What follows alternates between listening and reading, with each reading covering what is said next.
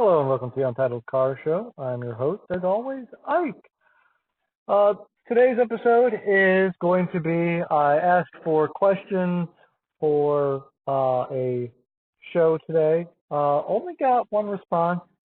I know I got to figure out a better way to put out the question. So send me a email, send me a tweet for questions you want to answer in the show coming up. We're going to try this again next Monday as well. So this week we got Interstate Two Sheds 366, listener to the show. He asked, Bob Lutz said in 20 years from now he expects self-driving cars to be mandatory. Do I agree? If not, how do you see integration of self-driving cars finally coming about? So I don't think in America you're ever going to see a point come where we have self-driving cars being mandated as a norm with the current system we have. Bob Lutz, some background. He was on the show, years ago now. Probably one of the smartest, brightest guys I've ever had the privilege to speak and talk with. If you haven't heard that episode, go back and check it out.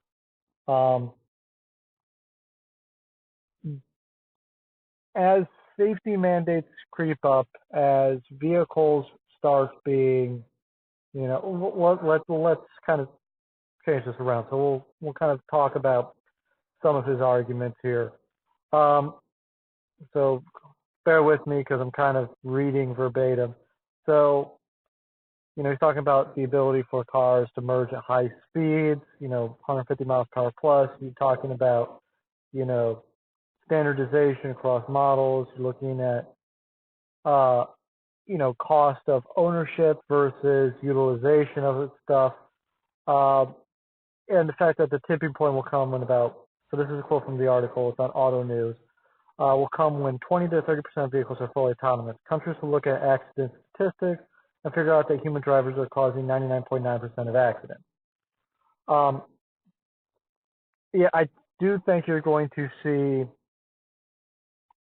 as he says in the article, you're going to see utilization of fully autonomous vehicles happen at a fleet, truckers, taxi cab services, Uber, people who got a buck in the business are going to be the first people to jump on the automation,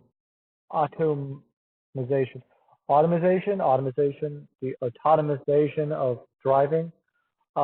Basically, same thing like car factories, where you have most of the manufacturing happening nowadays is done with robots. It's done with machines. There's very little human interaction. Not to say that there's none. When there is human interaction, it's stuff that robots are either not good at or that a robot would cost a crazy amount to design and implement to take the job of a person.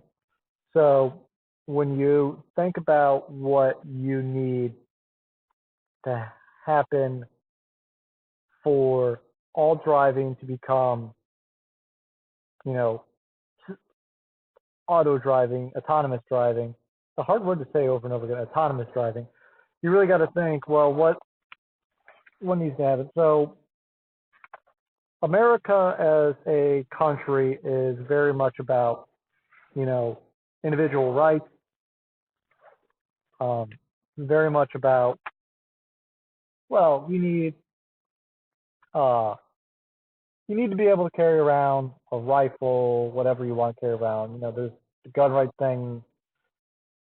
You have your opinions for or against that one way or the other, but we're all about you have rights as an individual. You can do stuff as an individual. Freedom of speech, freedom of movement is in there.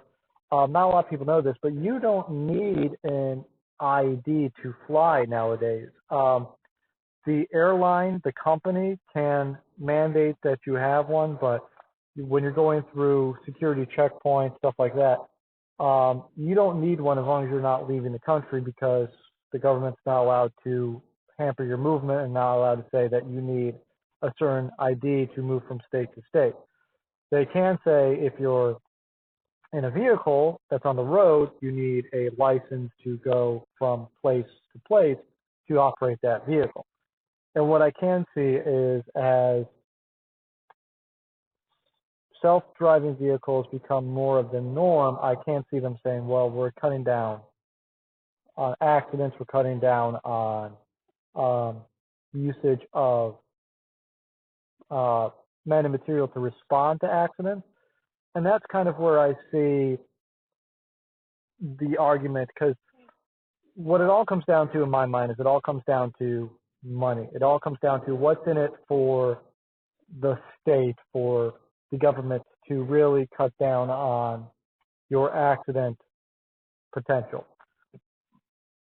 And I don't really know what that is, because so self-driving cars, you're going to cut down on accidents, yes, which will cut down on death and fatalities, which is a great thing as humankind moves forward.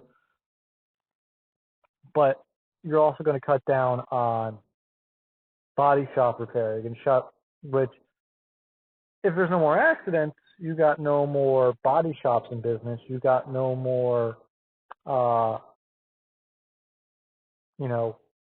business built around collision repair. You have less people being employed for, maintenance of vehicles, since it'll be all, in theory, with the way Bob Lutz talks about it, it's, all fleet operated. He kind of says in the article, individual ownership may go away. Some people might elect to have individual pods and blah, blah, blah, but it's not, I don't know. America's a very weird company. He talks about too, like, he doesn't think it's going to be Ford and Chevy having these vehicles and these pods. It's going to be Uber and Lyft and whatever. And like, I'm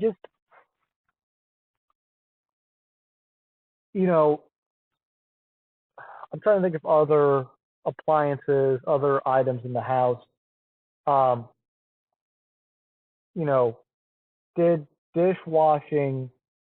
Did a dishwasher stop people from washing dishes on their own? No. That's kind of a, specious argument, because it's not quite the same. There's no law saying that you can't wash your own dishes. It's more about, I don't see the state, the government, having a real upside in removing all drivers from the road. What I can honestly see is, because it's going to take forever. Let's talk. So the argument is always, we're going to have self-driving cars, then we can up the speed limit to 150 miles per hour. There'll be no accidents, no crashes, no fatalities, and we'll all be living in a utopia. That's not how this stuff typically works out.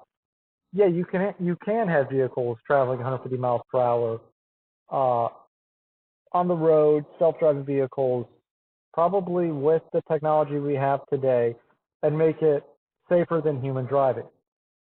Is that going to happen? No, because the bureaucracy, the legislating, all that stuff is so slow to react to what the technology is doing. So if you think about it from a technology perspective, so there was I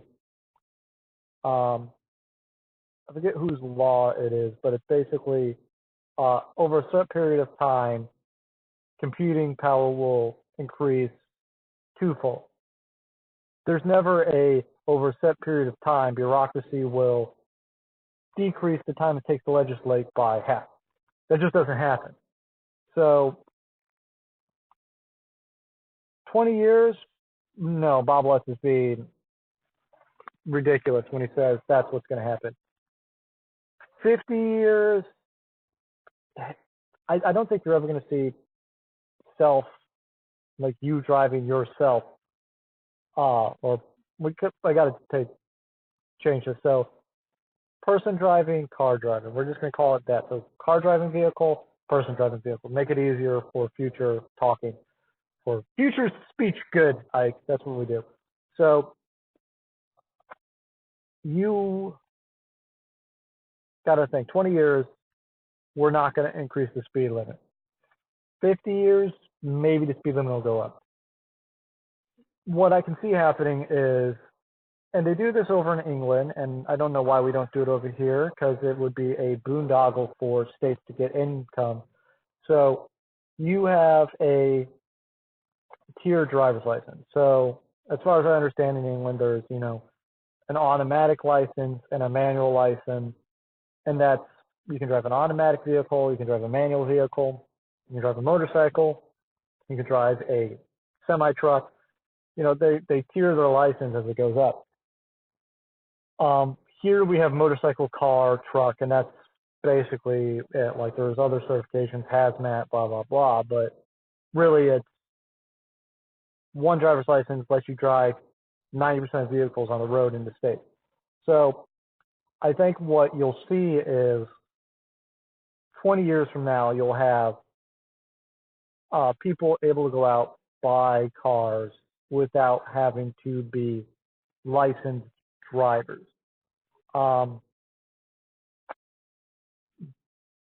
Because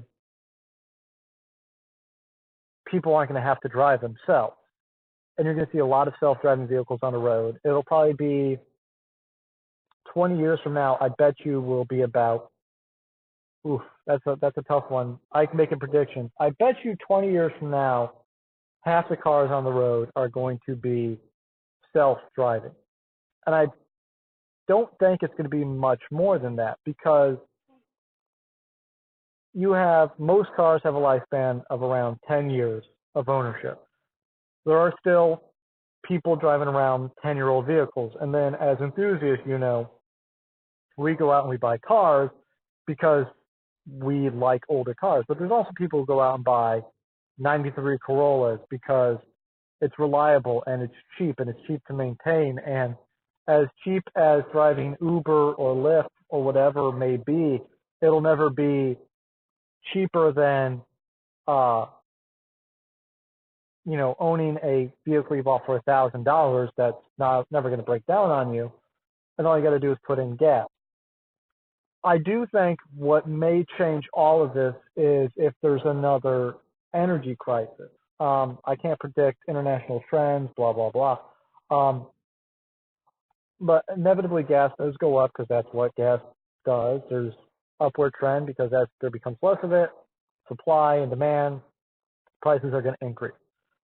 So now it's interesting too, because if China goes fully electric, like they say they want to by 2020 or whatever, then you're going to have an issue of what happens to gas prices. So it all depends on what happens with gas, because if gas becomes prohibitively expensive to lower income people, then you're going to have the cars that would have survived longer being left behind and people being forced to take a electric car because it's what makes the most financial sense. It's funny because we do let the free market decide what wins and loses in this country, which is part of what makes America so great. A lot of other countries, they try and legislate stuff one way or the other, and then there's market forces in this country, and then there's legislation, blah, blah, blah. But at the end of the day, if gas is $5 a gallon, energy, even if it's coming from coal or, nuclear, which I'm a big fan of nuclear. I think it's the technology of the future from 50 years ago. We should all be using plug-in electric vehicles using nuclear power because guess what? It's the safest form of electricity on the fucking planet, causes the least amount of environmental damage, and it lasts for a long time. Anyway, argument on that one. Also train of thought. If we need the electricity, we need to make it work. We got $5 a gallon gas. Electricity is still cheap, even if it's coming from coal or whatever. We'll gravitate towards the cheaper area. And, there are some cheap electric cars coming out, Leaves, blah, blah, blah, but they won't be as effective as they need to be probably by the time, if and when this energy crisis hits. It kind of depends on when does the electric car become more economically viable for lower income people will kind of determine the death of the electric car or death of the internal combustion car as a mode of transportation. Because while the internal combustion engine probably will never go away in terms of racing, in terms of hobbyists, in terms of enthusiasts, on the road, can I see that going away in the next 20 years? Yeah, I can, just because battery technology is getting so much better. Can I see it going away? Can I see the internal combustion? So let's take that in layer. So can I see internal combustion going away in the next 20 years off the road completely? Internal combustion engine cars made illegal? Yeah, I can see that in a lot of states pushing for that, and by market forces basically making them more or less illegal in other states, even though they're technically not. So, I mean, if California, New York both say electric cars illegal in the next, by 2020, by 2030, by 2040, you're not going to build a car, for 48 states. You're going to build a car for all 50 states. And if that just means, hey, we got to big out the electric stuff, too bad, so sad for all those states that can get gasoline powered cars. That's what's going to happen.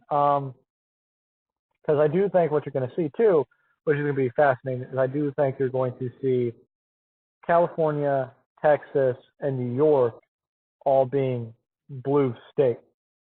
I know that's kind of a weird thing, but as you look at the population shift into Texas, I think you see it going more into that blue state territory, which I think is going to be an interesting transition. I could see Texas becoming more blue.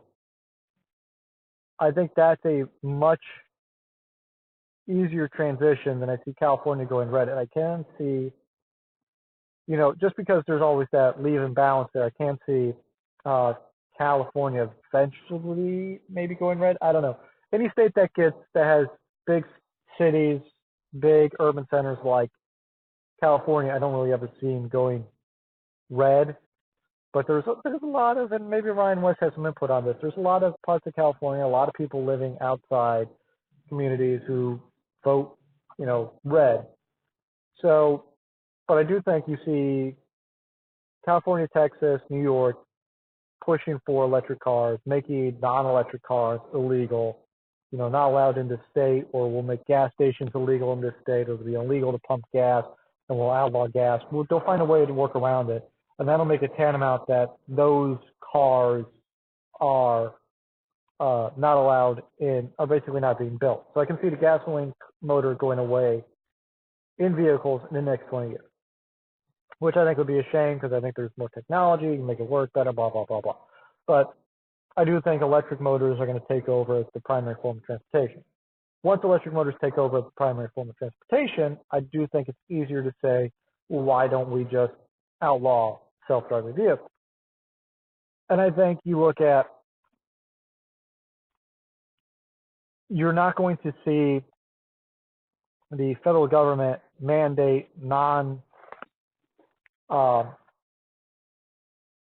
people not be able to drive themselves. I think what you'll see a state-by-state transition towards, well, here in, New York, we have self-driving only areas. You're not allowed to enter this vehicle if it's not a self-driving mode. But the infrastructure, the, street signs, everything out in the boondocks doesn't really allow for self-driving vehicles to work that well. So we'll allow some form of self-control, which means we got to let people be able to control the car if they wish. You can make the argument interstates maybe self-driving only. But I don't see it happening because I think you'll see zones pop up of like Midtown Manhattan, super congested, self-driving only, vehicle has to be able to, you know, get through there effectively. But even then, I think what's going to happen is you're going to have peer-to-peer communication or vehicle-to-vehicle communication uh, in all cars. You'll be able to put it into old cars, and that'll allow you to do crazy things like you'll be able to approach an intersection at speed and not worry about having to crash into another car because everyone else will be in a self-driving car. You'll be in your, you know, person-driven vehicle, and that means you'll be able to go through the intersection without risking crashing into anyone. And I think what you'll see is tighter enforcement, more automated enforcement, a lot of, here in the District of Columbia, you can drive yourself, but every street is speed controlled. We got all this peer-to-peer or car-to-car communication. We're going to allow you to do a certain amount of speed, but you got to be able to keep it in control. There's going to be tighter restrictions on license. Basically, we're all going to turn into the Germans because what's going to happen is there's not going to be as much of a pushback on the law to not punish bad drivers because the non-enthusiast won't be driving around in a vehicle where they got to worry about doing the speed limit and getting hit by a speed trap and all that stuff. So I do think you're going to see a crackdown on speeding cameras. You're going to see a lot of those pop up. And I hear a lot of you groaning, oh, it's going to suck. Well, I'm not going to want to drive myself. But it's going to be almost a bit of a utopia because you won't have to worry about other vehicles. Like there'll probably be a sensor and a warning going off. Let's talk. So 20 years from now, I think half the cars on the road, self-driving. I still think we're able to drive ourselves around. I don't think people forget about, you need vehicle-to-vehicle integration. Bob Lutz is a very smart man. He understands the car industry probably better than anyone else on the planet. I don't think he is quite up to maybe Elon Musk's level in terms of the electronics. If you got him, Elon Musk, and Bill Gates in a room, and they're all saying self-driving cars, only 20 years from now, I don't know if I could argue. Because those are probably the three guys who know the most about it all. So, flip side of that, I've been in the tech field. I understand, tech. I understand cars, and I got a basic understanding, probably not nearly on the level of Bob Lutz, but I don't think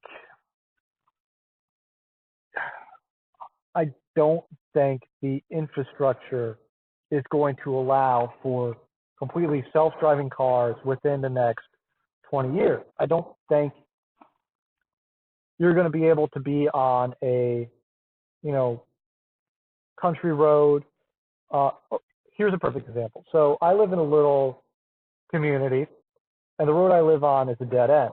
But there's a little cutout where they decided they're going to control the flow of traffic. So they built the road, but they put a pylon across it, and no vehicles are allowed to go through the road. So it kind of is a faux dead end. So the road was built. They decided for traffic flow, we're going to allow one way in, one way out.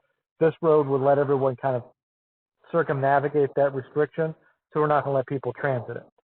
But if you use Google Maps, if you use another service as a GPS and you try and get to my house, it ends up putting you at that dead end every single time, which means you're not getting in my house. And until the AI gets smarter, which it'll get a lot smarter to understand this stuff and use, people and vehicle-driven vehicles as guinea pigs for this sort of stuff, then, we'll get around a lot of these roadblocks, but it's not going to work 100% of the time. It may work 80% of the time, which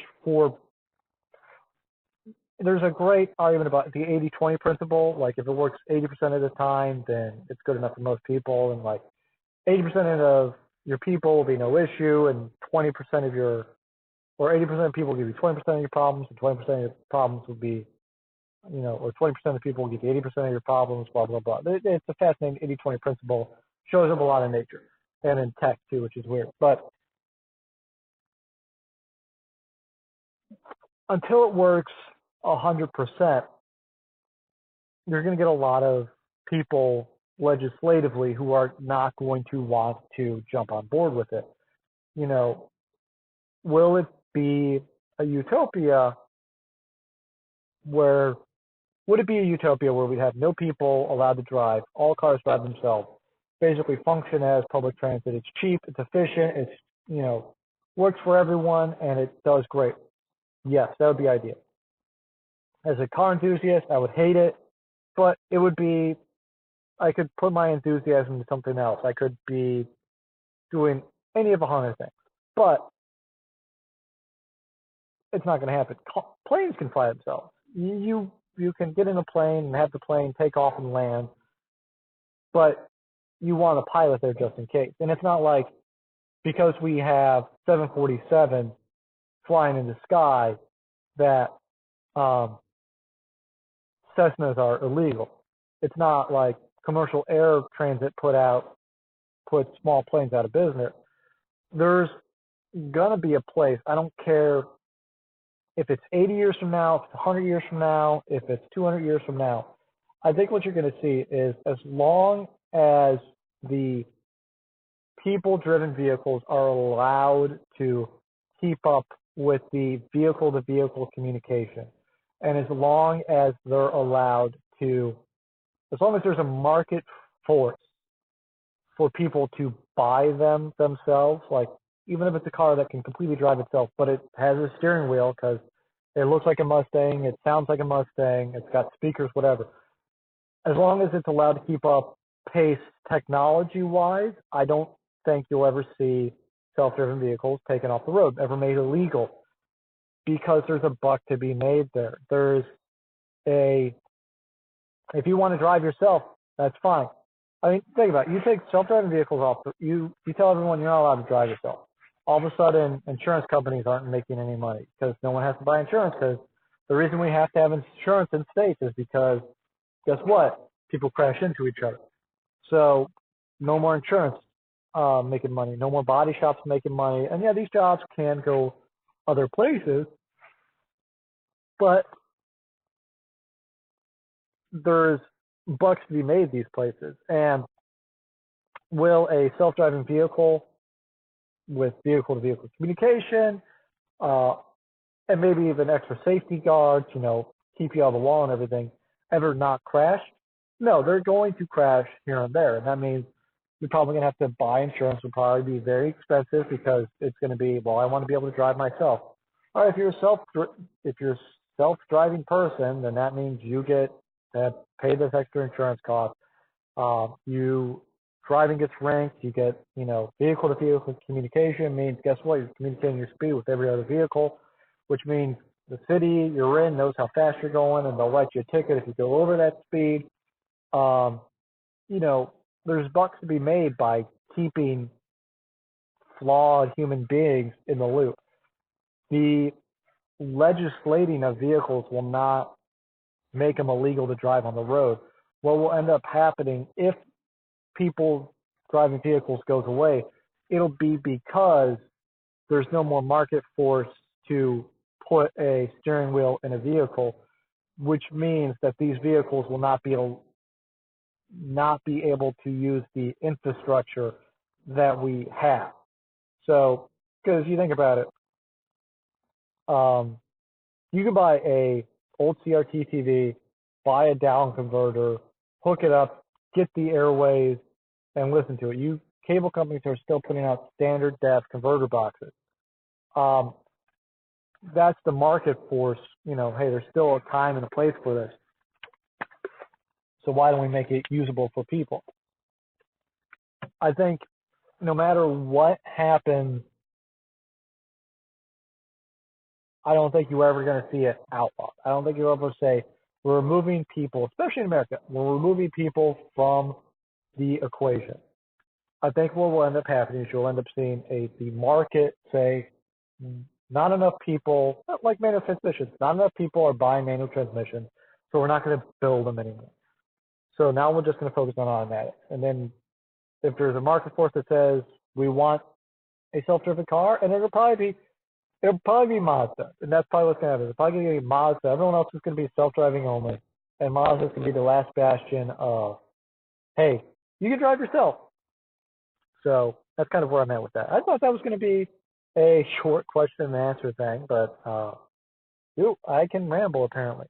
So again, if you want a question for next week's Q&A to be answered, send me an email, untitledcarshow@lightfootdown.com. Send me a tweet at Untitled Car Show. Send me a Instagram question, Facebook, place it somewhere. I'll get around to it. I'll answer it. I'll post another thing up on Optics Block. Interstate, thanks again for your question. And to everyone, have a good night. Have a good evening. Wherever you are, whatever time it is there. Thank you so much for listening. Please be safe out there.